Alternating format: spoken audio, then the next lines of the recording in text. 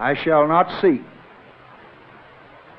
and I will not accept the nomination of my party for another term as your president.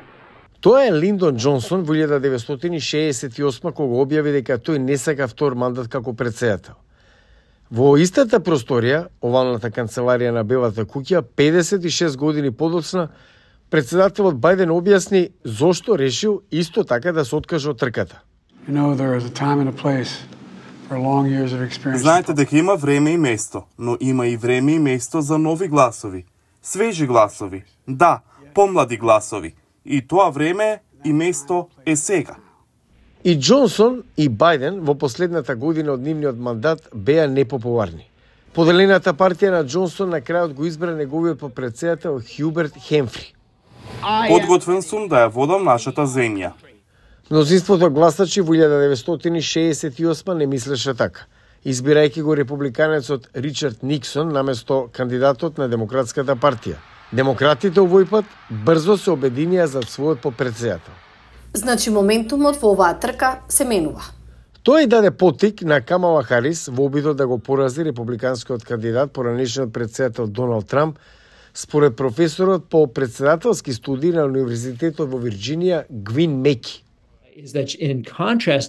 За разлика од Хамфри, таа навистина можеше, барем во моментот, да се одвои од таа непопуларност, да развие свој политички идентитет и навистина да го промени моментумот на изборите.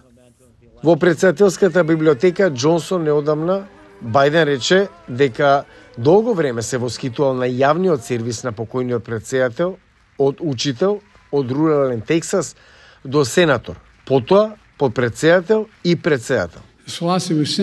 Неговата филозофија беше едноставна. Во големо општество никој не треба да биде запоставен.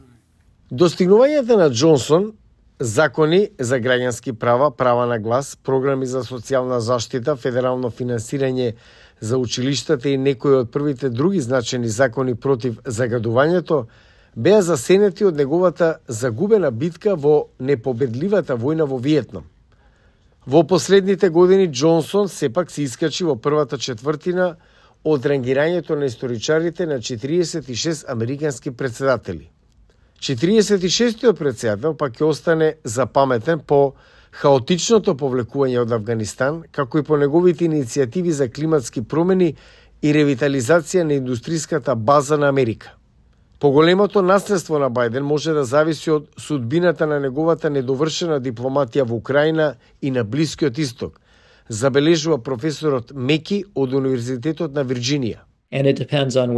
Зависи од тоа дали достигнувањата растат со текот на времето и ги надминуваат ограничувањата на неговиот рекорд, а тоа ќе го обликува неговото историско наследство и неговиот ранг меѓу американските председатели.